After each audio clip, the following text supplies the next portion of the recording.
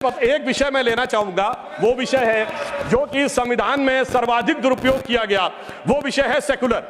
संविधान सभा में जब ये डिबेट हुई 15 नवंबर 1948 को, तो यह प्रस्ताव केटी शाह जी ने रखा कि सेकुलर शब्द इंक्लूड किया जाना चाहिए। मगर ये बात आई कि अगर सेकुलर वर्ड होगा तो माइनॉरिटी नहीं हो सकता, माइनॉरिटी होगा तो सेकुलर नहीं हो सकता, क्योंकि रिलीजियस माइनॉरिटी थियोक्रेटिक स्टेट में होती है, सेकुलर स्टेट में नहीं होती है। मगर इसके बावजूद उस विषय को आगे रखा गया और डॉक्टर अंबेडकर ने क्या कहा, मैं सिर्फ कोट करता हूं। उन्होंने कहा, mister vice president sir, I regret that I can not accept the amendment proposed by professor K T Shah and my objections are stated briefly. और वो उन्होंने आगे जाकर इस प्रकार से रिकमेंडेशन किया, यानी बहुत साफ बात थी कि उन्होंने इस शब्द को रिजेक्ट किया। मगर डेमोक्रेसी के सबसे काले दौर में, जब सारा विपक्ष जेल में था, मानवाधिकार समाप्त हो चुके थे, तब संविधान की उद्देशिका, जिसे डॉक्टर साहब अंबेडकर ने कहा था संविधान की आत्मा, उसमें चेंज किया गया। और फिर महोदय सिर्फ इतना ही नहीं रहा, जब से वो वर्ड आया उसके बाद क्या हुआ, उसके बाद तो इस देश में क्या हुआ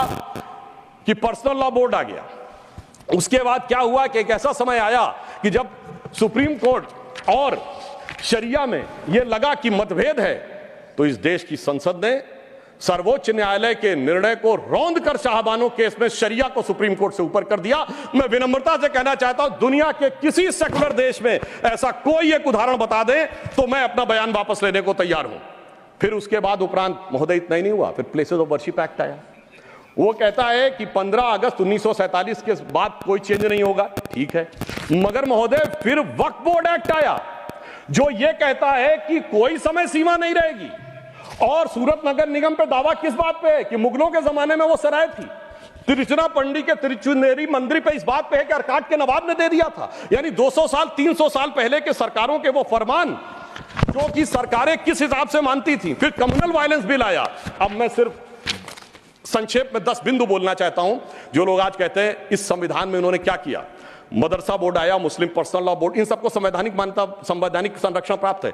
4 पत्नी रखना, ट्रिपल तलाक, हलाला, मेहरम बालिका से विवाह करना, तलाकशुदा महिला को कोई मुआवजा न देना, हज सब्सिडी, वक्फ बोर्ड। अब मैं कहना चाहता हूं, मैं विनम्रता से कहना चाहता हूं कि इन लोगों ने इस कॉन्स्टिट्यूशन को सेकुलरिज्म का शिकार करते हुए इसको पार्शियली शरिया कॉन्स्टिट्यूशन बनाने का प्रयास किया। अन्यथा कोई गैर मुस्लिम देश दिखा दे कि जिसमें कि इस प्रकार की बात हुई हो, कोई सेकुलर देश, 200 देश हैं, बड़े विद्वान लोग बैठे हुए हैं वहां पर। मैं बताना चाहता हूं, कोई उदाहरण बताइएगा जिस स्टेट में सुप्रीम कोर्ट से ऊपर शरिया हो। अब मैं बताना चाहता हूं, बड़े विद्वान लोग उधर बैठे हुए हैं, मुझे कोई जरूरत नहीं है 200 में सिर्फ 4 सेकुलर देश बताइएगा, मैं अपना बयान वापस ले लूंगा जहां शरिया सर्वोच्च न्यायालय से ऊपर हो। और मैं ये भी बताना चाहता हूं, इतना ही नहीं था सर, संविधान का अपमान आप लोगों ने किया। और मैं कहना चाहता हूं, जो लोग मनुस्मृति की बात करते हैं, उन्होंने इसको मौलवी स्क्रिप्ट बनाने का प्रयास किया भारत के संविधान को। यह अपने आप में शर्मनाक बात है। शर्म उस समय आनी चाहिए थी जब इस तरह के परिवर्तन कर रहे थे। और मैं एक और बात कहना चाहता हूं, सभापति महोदय, टेक्निकल बात कह रहा हूं, मेरी बात गलत लगेगी तो मैं अपने बयान वापस ले लूंगा। सुनिए सर, वक्फ बोर्ड एक्ट में मुगलों के जमाने का फरमान को कॉन्स्टिट्यूशनल मान्यता प्राप्त है। यह वो संविधान था, वो सरकारें थी जिनमें जिम्मी का कॉन्सेप्ट था, जिसमें जजिया का कॉन्सेप्ट था, जहां के बादशाह गाजी की उपाधि लेते थे, सैकड़ों लोगों को मारकर। इवन अकबर ने भी गाजी की उपाधि दी है। यदि इस प्रकार की चीजों को, तो मैं कहना चाहता हूं सर, मैं पूछना चाहता हूं, जिम्मी और जजिया के फरमानों को कॉन्स्टिट्यूशनल मान्यता देना क्या शरिया को संविधान में लागू करना नहीं है? इसीलिए मैं कहना चाहता हूं, सुधांशु त्रिवेदी जी के अलावा किसी का रिकॉर्ड में नहीं जाएगा। आज मामला, सभापति महोदय, आज मामला मनुस्मृति बनाम संविधान का नहीं है। संविधान के बाबा साहब की पहचान और संविधान के ऊपर शरिया के निशान की है। और इसीलिए मैं बिल्कुल ईमानदारी से कहना चाहता हूं कि इन लोगों को सुधांशु त्रिवेदी जी के अलावा किसी का रिकॉर्ड पर नहीं जाएगा। कृपया आप शांत रहें। मगर मैं यह भी बात स्पष्ट करना चाहता हूं, हम कोई मुस्लिम समाज के खिलाफ नहीं है, शांति से। अगर मुझे एक देश दिखा दीजिएगा जहां शरिया सर्वोच्च न्यायालय से ऊपर हो, तब बात करिएगा। मैंने उदाहरण कोट किया। अब मैं बताना चाहता हूं महोदय, हम मुस्लिम समाज के खिलाफ नहीं है। आज ही उस्ताद जाकिर हुसैन का देहांत हुआ है, उन्हें पद्म भूषण दिया अटल जी की सरकार ने, पद्म विभूषण दिया मोदी जी की सरकार ने 2023 में। मैं पूछना चाहता हूं, ये बताइए, आपको अब्दुल रहीम खान खाना, रस खान, मलिक मोहम्मद जायसी, अशफाक उल्लाह खां, वीर अब्दुल हमीद, डॉक्टर एपीजे अब्दुल कलाम क्यों नजर नहीं आते? आज हमारे गवर्नर आरिफ मोहम्मद खान साहब हैं। मैं चैलेंज करके कहता हूं कि पॉलिटिकल क्लास में कोई उनसे बड़ा आलिम फाजिल मुस्लिम हो जो बात करके दिखा दे, मगर ये उसे नहीं मानते। हमने डॉक्टर कलाम को राष्ट्रपति बनाया। आलमे इस्लाम में बैतुल हिकमत के बाद से पिछले 700-800 सालों में उनसे बड़ा साइंसदान नहीं पैदा हुआ, पर उसको नहीं मानते। ये किसको मानते हैं? जाकिर नायक, इशरत जहां, याकूब मेनन, बुरहान वानी। इसकी वजह से सारी प्रॉब्लम है। यहां सोच कट्टरपंथी जहनियत की है। और मैं सभापति महोदय ये एक और फैक्ट कोट करना चाहता हूं। इन लोगों को बहुत वो लगता है, political rights and civil liberties 1999-2000, वो कहता है कि दुनिया में धार्मिक मान्यता का लोकतंत्र से क्या रिश्ता है। तो वो पेज नंबर 1011 पे लिखता है, there is a strong correlation between electoral democracy and Hinduism. वो कहता है कि जहां हिंदू धर्म है वहां पर ज्यादा डेमोक्रेसी, और उसमें Fiji, Guyana, Mauritius, Bharat, Nepal बहुतों को कोट किया है। और फिर उसने जो आगे कहा है वो इनको लगेगा। फिर उसने बुद्धिस्ट, व्हाट्सएप नहीं, मैंने कोट किया है रिपोर्ट के साथ, हवा में बात मत करिए। अब मैं आपको बताना चाहता हूं, और उन्होंने आगे एक और बात कही है। ब्रुकिंग्स ने अपनी रिपोर्ट में 2019 में मोदी जी के समय क्या लिखा है? India is a silver lining, even a gold lining of democracy, reported released in February 2019. सुनिए, व्हाट्सएप की बात करने वाले, February 2019, titled Democracy and Disorder and the Struggle for Influence on New Geopolitics, page number 31। अब मैं एक दो विषय का उत्तर देना चाहता हूं जो हमारे माननीय नेता प्रतिपक्ष जी ने कहा। उन्होंने कहा कि झंडे का विरोध करने की बात, हम तो ईमानदारी से कहना चाहते हैं कि हम कभी झंडे के विरोध में नहीं थे। झंडे में, अब सर पूरी बात सुनिए सर, मैं कोट कर रहा हूं। अब सर मैं कोट कर रहा हूं, अब सुनिए सर, मैं महात्मा गांधी को कोट कर रहा हूं। सुनिए सर, महात्मा गांधी कोट कर रहा हूं। महात्मा गांधी ने 6 अगस्त 1947 को कहा, अगर भारत के झंडे पर चरखा अंकित नहीं होगा तो इस झंडे का अभिवादन करने से मैं इनकार कर दूंगा। आप तो जानते ही हैं, भारत के राष्ट्रीय झंडे पर सबसे पहली परिकल्पना मैंने की थी। बिना चरखे के निशान के भारतीय झंडे की कल्पना नहीं है। वैसे पंडित नेहरू अन्य लोगों ने मुझे बताया है कि नए ध्वज में बना चक्र चिन्ह चरखे का प्रतीक है। कुछ लोग इसे सुदर्शन चक्र बताते हैं, मगर मैं समझता हूं क्या है सर, स्रोत है संपूर्ण गांधी वाङ्मय, खंड 89, पृष्ठ 11। अब आप बताइए, आप कहेंगे कि महात्मा गांधी उनका विरोध कर रहे थे, इसलिए मैं कहना चाहता हूं महोदय, 2-3 मिनट में समाप्त कर दें। जी मैं समाप्त कर रहा हूं सर। एक बात और कहना चाहता हूं, अंगूठा कटवाने की बहुत बात कही गई। वैसे इतने अंगूठे कटे हैं पिछले 60-70 सालों में कि उन एकलव्यों से पूछ लिया जाए तो समझ में आ जाएगा। मगर जो लोग बहुत ज्ञान बघाड़ते हैं, मैं उनसे पूछना चाहता हूं, किसी ने महाभारत में पढ़ा है क्या?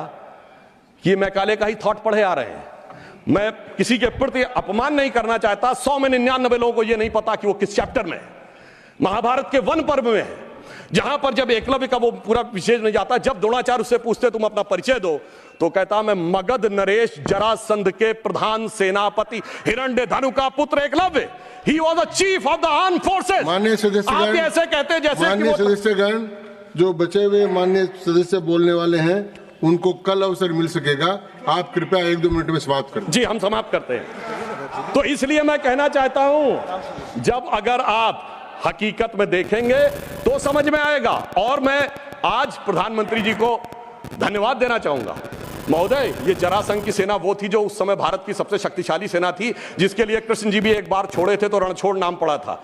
अगर ट्राइबल उसका चीफ था, यह भी तो पूरी बात बताओ। और आज 5000 साल के बाद जब महामहिम राष्ट्रपति ट्राइबल समाज से हैं, तो पहली बार तीनों सेनाओं का सर्वोच्च अध्यक्ष एक बार पुनः ट्राइबल हुआ है। तो मुझे लगता है भारत की परंपरा को सही ढंग से समझने का एक अवसर मिला है। ढाका में पैराट्रूपर्स को लीड करने वाले जनरल जे जैकब, या chief of the eastern command general Jagjit Singh Arora, या भारत के चीफ उस समय सैम मानेकशॉ और श्रीमती इंदिरा गांधी। और यह समय याद भी दिलाता है कि जब कोई ऐसा वक्त आता है तो उस समय हमारे नेता और उस समय नेता प्रतिपक्ष अटल जी ने इंदिरा जी की तारीफ करके कहा था कि हम सरकार के साथ खड़े हुए हैं। तो विपक्ष को याद रखना चाहिए कि किस ढंग से समर्थन किया जाता है।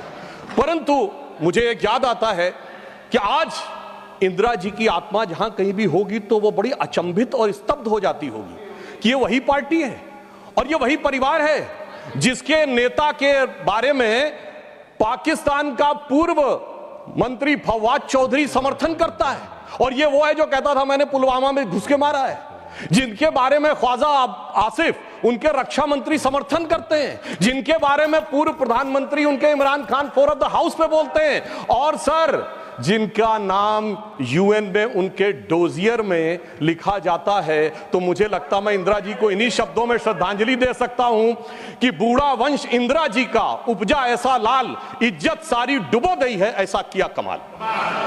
अब मैं आगे कहना चाहता हूं सर, मगर एक इस सदन में जब हम 75 वर्ष के ऊपर एकत्र हैं तो शायद 75 वर्ष के इतिहास का वो सबसे ऐतिहासिक मौका था।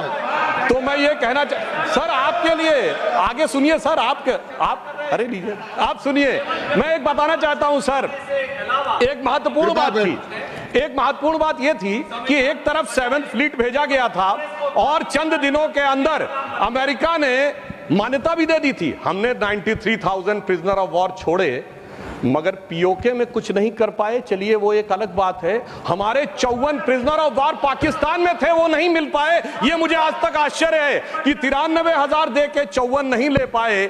सुलह की कौन सी शक्ल सुमरती रही।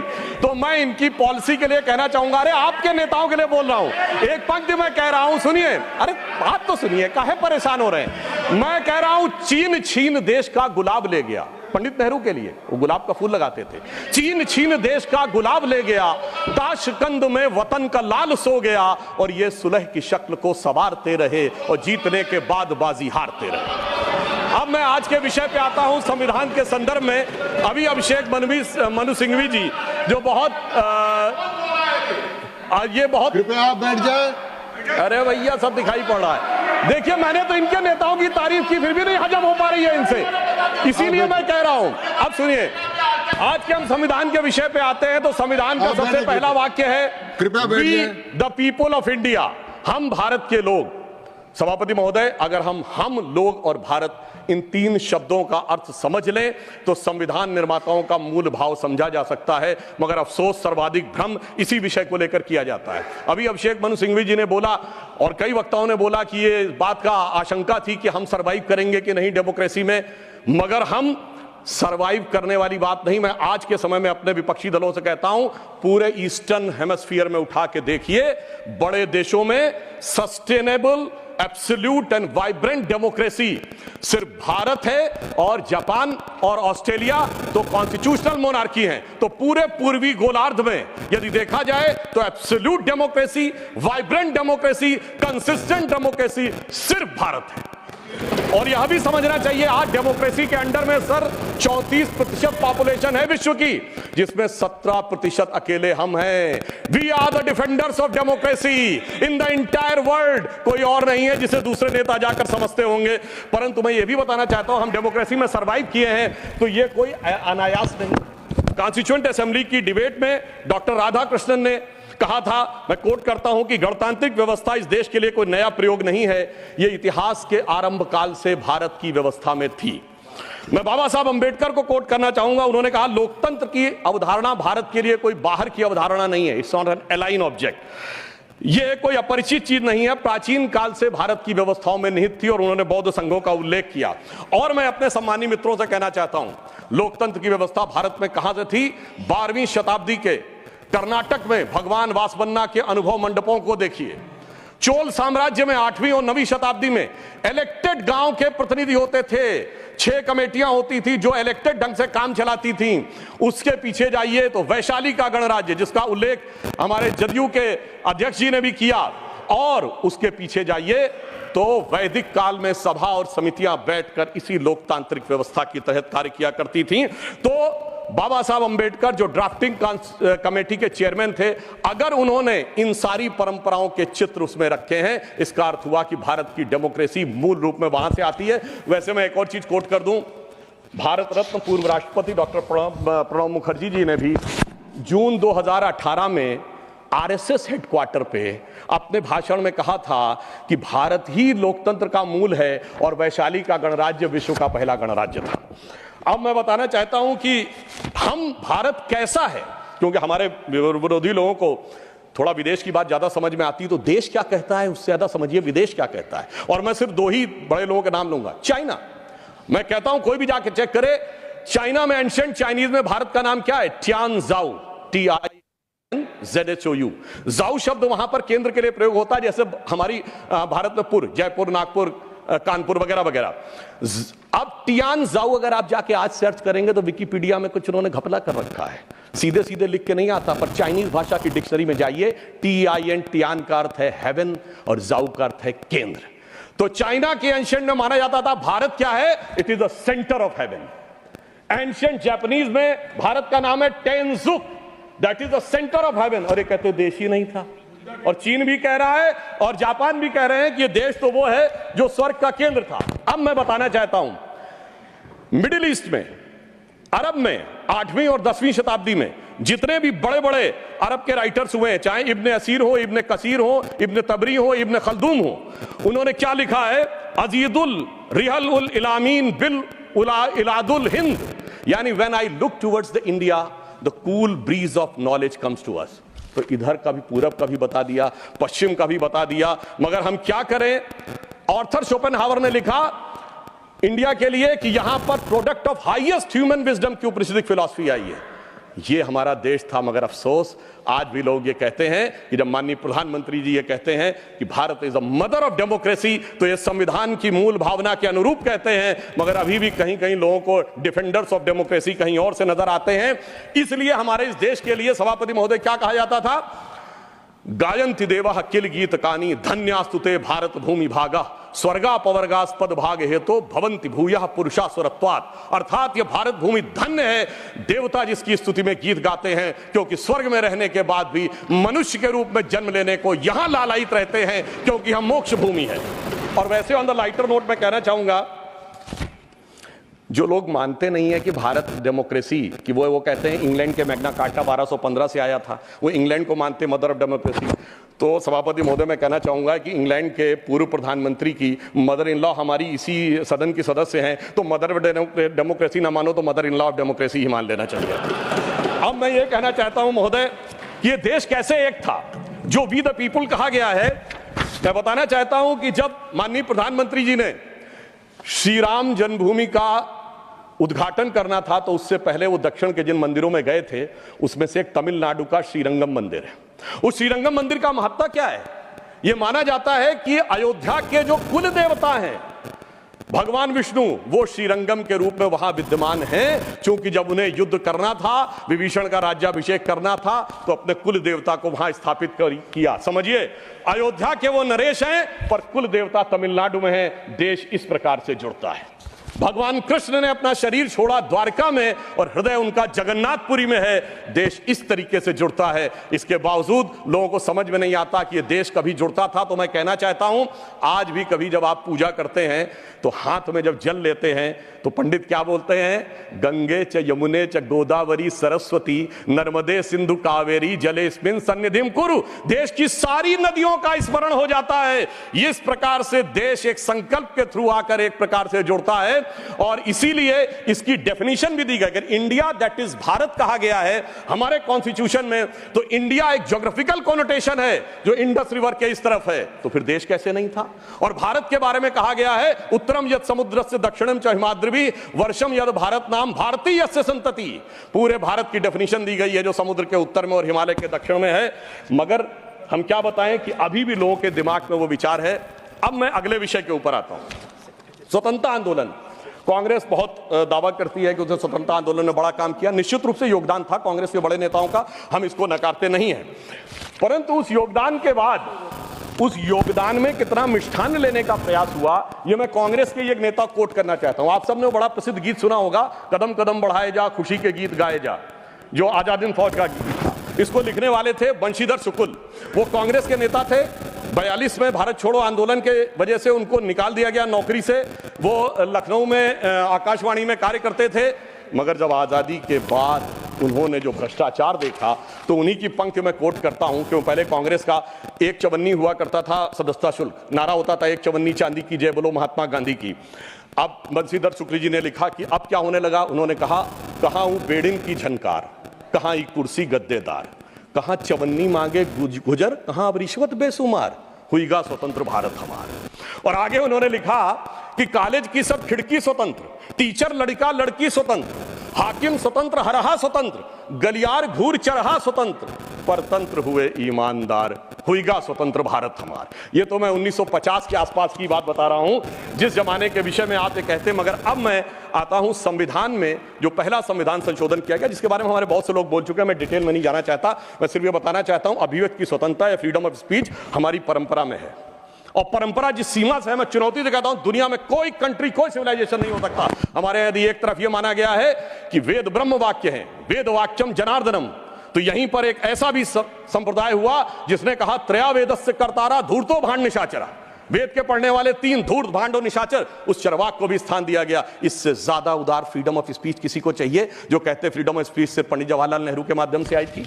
अब मैं बताना चाहता हूं, जो फर्स्ट अमेंडमेंट हुआ, अगर उस समय दो घटनाएं नहीं होती, सरदार पटेल जी की मृत्यु हो गई थी 15 दिसंबर 1950, और श्यामा प्रसाद मुखर्जी जी ने कैबिनेट छोड़ दिया था 6 अप्रैल 1950। अगर इन दोनों में से कोई होता सरकार में, तो मुझे पूरा विश्वास है कि यह नहीं हो पाया होता। परंतु उस फ्रीडम ऑफ स्पीच की कैजुअलिटी क्या हुई, मैं एक बताना चाहता हूं।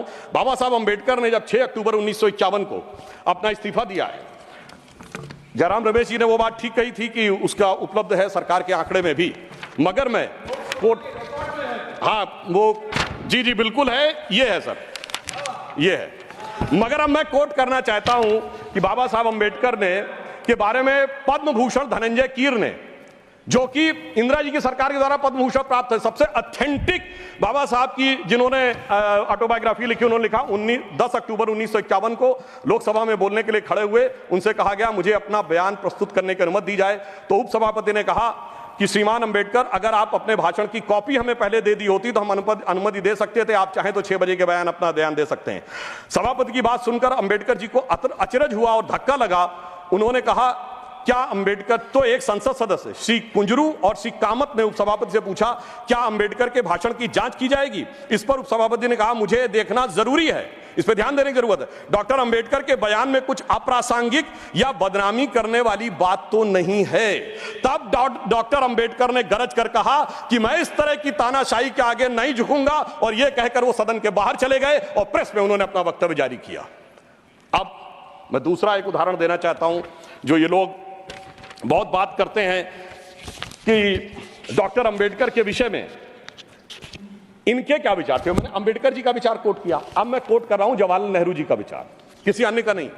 जवाहरलाल नेहरू जी ने 16 जनवरी 1952 को चुनावों के उपरांत एडविना माउंटबेटन को पत्र लिखा। उसमें एक लाइन है, मैं कोट कर रहा हूं और सोर्स भी कोट करूंगा। On the other hand, in Bombay city and to the large extent in Bombay province, our success has been greater than expected. यानी वो चुनाव में विजय पर खुशी जाहिर कर रहे हैं, और आगे क्या कह रहे हैं?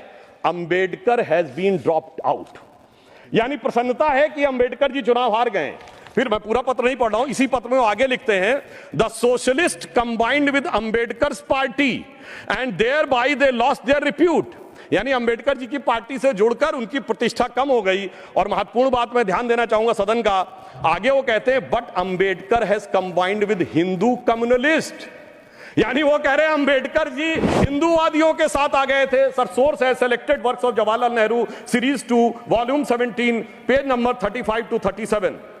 मुझे लगता है शायद बहुत से बक्से जिनकी मांग की गई है वो इसीलिए हटा लिए गए हों कि हर बक्सा अंदर से बोलता हो कि बैठा हूं दिल में इतने राज छुपाए, जरा सा होठ हिले तो न जाने कितनों के दिल डगमगाए।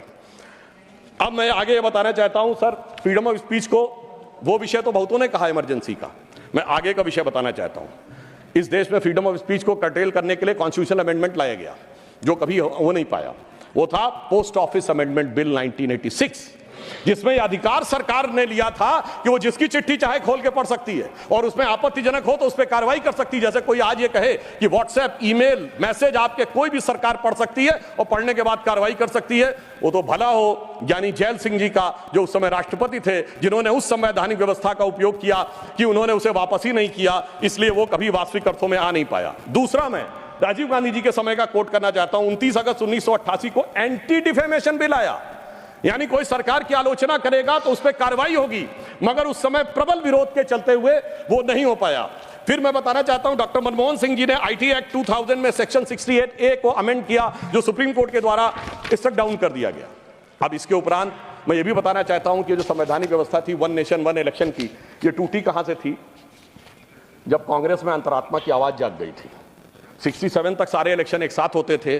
फिर एक ऐसा विचित्र हुआ कि अंतरात्मा की आवाज जागी और उस पार्टी की प्रधानमंत्री इंदिरा जी ने अपनी ही पार्टी कैंडिडेट नीलम संजीव रेड्डी जी को चुनाव हरवा दिया। मुझे लगता है ऐसा विचित्र संवैधानिक उदाहरण भारत के इतिहास में देखने को नहीं मिलेगा। और मैं कहना चाहता हूं सभापति महोदय, उसके बाद इतनी अंतरात्मा की आवाज जागी कि निजलिंगप्पा, कामराज चौधरी, चरण सिंह चंद्रशेखर, मोरारजी देसाई पार्टी छोड़ दिए, 77 में देवराज अरस और बाबू जगजीवन राम पार्टी छोड़ दिए, तो फिर 90 में अर्जुन सिंह और एनडी तिवारी जी छोड़ दिए, शरद पवार छोड़ दिए, और कांग्रेस इतनी हो गई कि मुझे बचपन में याद है, मैं अटल जी की एक स्पीच सुनने गया था, उन्होंने कहा था कांग्रेस की तो आज स्थिति यह है, इतनी कांग्रेस है कि Congress R, Congress S, Congress O, Congress U, Congress मैं, कांग्रेस तू, कांग्रेस आई, कांग्रेस गई। अब मैं बस एक विषय में लेना चाहूंगा, वो विषय है जो कि संविधान में सर्वाधिक दुरुपयोग किया गया, वो विषय है सेकुलर।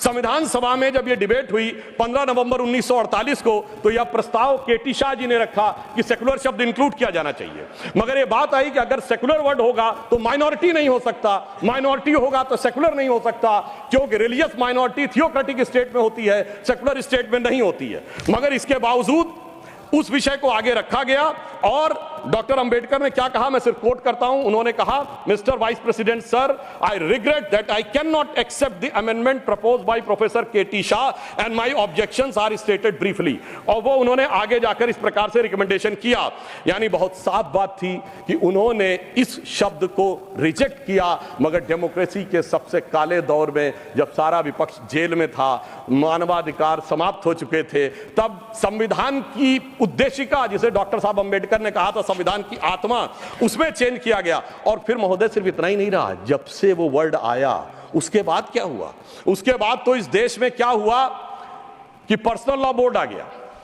उसके बाद क्या हुआ कि एक ऐसा समय आया कि जब सुप्रीम कोर्ट और शरिया में यह लगा कि मतभेद है, तो इस देश की संसद ने सर्वोच्च न्यायालय के निर्णय को रौंद कर शाहबानो केस में शरिया को सुप्रीम कोर्ट से ऊपर कर दिया।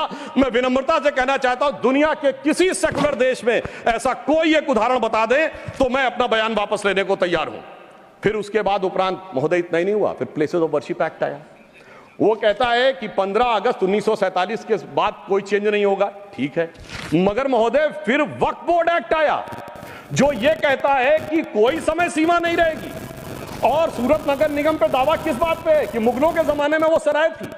तिरुचिरापल्ली के तिरुचुनेरी मंदिर पे इस बात पे है कि अरकाट के नवाब ने दे दिया था। यानी 200 साल 300 साल पहले के सरकारों के वो फरमान, जो कि सरकारें किस हिसाब से मानती थी। फिर कम्युनल वायलेंस बिल आया। अब मैं सिर्फ संक्षेप में 10 बिंदु बोलना चाहता हूं। जो लोग आज कहते हैं इस संविधान में उन्होंने क्या किया, मदरसा बोर्ड आया, मुस्लिम पर्सनल लॉ बोर्ड, इन सबको संवैधानिक मान्यता, संवैधानिक संरक्षण प्राप्त है। 4 पत्नी रखना, ट्रिपल तलाक, हलाला, मेहरम बालिका से विवाह करना, तलाकशुदा महिला को कोई मुआवजा न देना, हज सब्सिडी, वक्फ बोर्ड। अब मैं कहना चाहता हूं, मैं विनम्रता से कहना चाहता हूं कि इन लोगों ने इस कॉन्स्टिट्यूशन को सेकुलरिज्म का शिकार करते हुए इसको पार्शियली शरिया कॉन्स्टिट्यूशन बनाने का प्रयास किया। अन्यथा कोई गैर मुस्लिम देश दिखा दे कि जिसमें कि इस प्रकार की बात हुई हो, कोई सेकुलर देश, 200 देश हैं, बड़े विद्वान लोग बैठे हुए हैं वहां पर। मैं बताना चाहता हूं, कोई उदाहरण बताइएगा जिस स्टेट में सुप्रीम कोर्ट से ऊपर शरिया हो। अब मैं बताना चाहता हूं, बड़े विद्वान लोग उधर बैठे हुए हैं, मुझे कोई जरूरत नहीं है 200 में सिर्फ 4 सेकुलर देश बताइएगा, मैं अपना बयान वापस ले लूंगा, जहां शरिया सर्वोच्च न्यायालय से ऊपर हो। और मैं ये भी बताना चाहता हूं, इतना ही नहीं था सर, संविधान का अपमान आप लोगों ने किया। और मैं कहना चाहता हूं, जो लोग मनुस्मृति की बात करते हैं, उन्होंने इसको मौलवी स्क्रिप्ट बनाने का प्रयास किया भारत के संविधान को। यह अपने आप में शर्मनाक बात है। शर्म उस समय आनी चाहिए थी जब इस तरह के परिवर्तन कर रहे थे। और मैं एक और बात कहना चाहता हूं, सभापति महोदय, टेक्निकल बात कह रहा हूं, मेरी बात गलत लगेगी तो मैं अपने बयान वापस ले लूंगा। सुनिए सर, वक्फ बोर्ड एक्ट में मुगलों के जमाने का फरमान को कॉन्स्टिट्यूशनल मान्यता प्राप्त है। यह वो संविधान था, वो सरकारें थी जिनमें जिम्मी का कॉन्सेप्ट था, जिसमें जजिया का कॉन्सेप्ट था, जहां के बादशाह गाजी की उपाधि लेते थे, सैकड़ों लोगों को मारकर। इवन अकबर ने भी गाजी की उपाधि दी है। यदि इस प्रकार की चीजों को, तो मैं कहना चाहता हूं सर, मैं पूछना चाहता हूं, जिम्मी और जजिया के फरमानों को कॉन्स्टिट्यूशनल मान्यता देना क्या शरिया को संविधान में लागू करना नहीं है? रिकॉर्ड में इसीलिए मैं कहना चाहता हूं, सुधांशु त्रिवेदी जी के अलावा किसी का रिकॉर्ड में नहीं जाएगा। आज मामला सभापति महोदय, आज मामला मनुस्मृति बनाम संविधान का नहीं है। संविधान के बाबा साहब की पहचान और संविधान के ऊपर शरिया के निशान की है। और इसीलिए मैं बिल्कुल ईमानदारी से कहना चाहता हूं कि इन लोगों को सुधांशु त्रिवेदी जी के अलावा किसी का रिकॉर्ड पर नहीं जाएगा। कृपया आप शांत रहें। मगर मैं यह भी बात स्पष्ट करना चाहता हूं, हम कोई मुस्लिम समाज के खिलाफ नहीं है। शांति से अगर मुझे एक देश दिखा दीजिएगा जहां शरिया सर्वोच्च न्यायालय से ऊपर हो तब बात करिएगा। मैंने उदाहरण कोट किया। अब मैं बताना चाहता हूं महोदय, हम मुस्लिम समाज के खिलाफ नहीं है। आज ही उस्ताद जाकिर हुसैन का देहांत हुआ है, उन्हें पद्म भूषण दिया, अटल जी की सरकार ने पद्म विभूषण दिया, मोदी जी की सरकार ने 2023 में। मैं पूछना चाहता हूं, ये बताइए आपको अब्दुल रहीम खान खाना, रस खान, मलिक मोहम्मद जायसी, अशफाक उल्लाह खां, वीर अब्दुल हमीद, डॉक्टर एपीजे अब्दुल कलाम क्यों नजर नहीं आते? आज हमारे गवर्नर आरिफ मोहम्मद खान साहब हैं। मैं चैलेंज करके कहता हूं कि पॉलिटिकल क्लास में कोई उनसे बड़ा आलिम फाजिल मुस्लिम हो जो बात करके दिखा दे, मगर ये उसे नहीं मानते। हमने डॉक्टर कलाम को राष्ट्रपति बनाया। आलमे इस्लाम में बैतुल हिकमत के बाद से पिछले 700-800 सालों में उनसे बड़ा साइंसदान नहीं पैदा हुआ, पर उसको नहीं मानते। ये किसको मानते हैं? जाकिर नायक, इशरत जहां, याकूब मेनन, बुरहान वानी। इसकी वजह से सारी प्रॉब्लम है। यहां सोच कट्टरपंथी जहनियत की है। और मैं सभापति महोदय ये एक और फैक्ट कोट करना चाहता हूं। इन लोगों को बहुत वो लगता है, तो मैं फ्रीडम हाउस रिपोर्ट, वैसे फ्रीडम हाउस में बहुत से लोग इनके मित्र लोग भी हैं, उसका annual survey of political rights and civil liberties 1999-2000 वो कहता है कि दुनिया में धार्मिक मान्यता का लोकतंत्र से क्या रिश्ता है। तो वो पेज नंबर 211 पे लिखता है, there is a strong correlation between electoral democracy and Hinduism. वो कहता है कि जहां हिंदू धर्म है वहां पर ज्यादा डेमोक्रेसी, और उसमें Fiji, Guyana, Mauritius, Bharat, Nepal बहुतों को कोट किया है। और फिर उसने जो आगे कहा है वो इनको लगेगा। फिर उसने बुद्धिस्ट, व्हाट्सएप नहीं, मैंने कोट किया है रिपोर्ट के साथ, हवा में बात मत करिए। अब मैं आपको बताना चाहता हूं, और उन्होंने आगे एक और बात कही है। ब्रुकिंग्स ने अपनी रिपोर्ट में 2019 में मोदी जी के समय क्या लिखा है? India is a silver lining, even a gold lining of democracy, reported released in February 2019। सुनिए, व्हाट्सएप की बात करने वाले, February 2019 titled Democracy and Disorder and the Struggle for Influence on New Geopolitics, page number 31। अब मैं एक दो विषय का उत्तर देना चाहता हूं जो हमारे माननीय नेता प्रतिपक्ष जी ने कहा। उन्होंने कहा कि झंडे का विरोध करने की बात, हम तो ईमानदारी से कहना चाहते हैं कि हम कभी झंडे के विरोध में नहीं थे। झंडे में, अब सर पूरी बात सुनिए सर, मैं कोट कर रहा हूं। अब सर मैं कोट कर रहा हूं, अब सुनिए सर, मैं महात्मा गांधी को कोट कर रहा हूं। सुनिए सर, महात्मा गांधी कोट कर रहा हूं। महात्मा गांधी ने 6 अगस्त 1947 को कहा, अगर भारत के झंडे पर चरखा अंकित नहीं होगा तो इस झंडे का अभिवादन करने से मैं इनकार कर दूंगा। आप तो जानते ही हैं, भारत के राष्ट्रीय झंडे पर सबसे पहली परिकल्पना मैंने की थी। बिना चरखे के निशान के भारतीय झंडे की कल्पना नहीं है। वैसे पंडित नेहरू और अन्य लोगों ने मुझे बताया है कि नए ध्वज में बना चक्र चिन्ह चरखे का प्रतीक है। कुछ लोग इसे सुदर्शन चक्र बताते हैं, मगर मैं समझता हूं क्या है सर, स्रोत है संपूर्ण गांधी वाङ्मय, खंड 89, पृष्ठ 11। अब आप बताइए, आप कहेंगे कि महात्मा गांधी उनका विरोध कर रहे थे, इसलिए मैं कहना चाहता हूं महोदय, 2-3 मिनट में समाप्त कर दें। जी मैं समाप्त कर रहा हूं सर। एक बात और कहना चाहता हूं, अंगूठा कटवाने की बहुत बात कही गई। वैसे इतने अंगूठे कटे हैं पिछले 60-70 सालों में कि उन्हें एकलव्यों से पूछ लिया जाए तो समझ में आ जाएगा। मगर जो लोग बहुत ज्ञान बघाड़ते हैं, मैं उनसे पूछना चाहता हूं, किसी ने महाभारत में पढ़ा है क्या? कि मैकाले का ही थॉट पढ़े आ रहे हैं। मैं किसी के प्रति अपमान नहीं करना चाहता। 100 में 99 लोगों को यह नहीं पता कि वो किस चैप्टर में है। महाभारत के वन पर्व में है, जहां पर जब एकलव्य का वो पूरा विशेष नहीं जाता, जब द्रोणाचार्य उससे पूछते तुम अपना परिचय दो, तो कहता मैं मगध नरेश जरासंध के प्रधान सेनापति हिरण्यधनु का पुत्र Eklavya. He was the chief of the armed forces. माननीय सदस्यगण, ऐसे कहते जैसे माननीय सदस्यगण, जो बचे हुए माननीय सदस्य बोलने वाले हैं उनको कल अवसर मिल सकेगा। आप कृपया 1-2 मिनट में समाप्त करें। जी हम समाप्त करते हैं। तो इसलिए मैं कहना चाहता हूं, जब अगर आप हकीकत में देखेंगे तो समझ में आएगा। और मैं आज प्रधानमंत्री जी को धन्यवाद देना चाहूंगा। महोदय, ये जरासंध की सेना वो थी जो उस समय भारत की सबसे शक्तिशाली सेना थी, जिसके लिए कृष्ण जी भी एक बार छोड़े थे तो रणछोड़ नाम पड़ा था।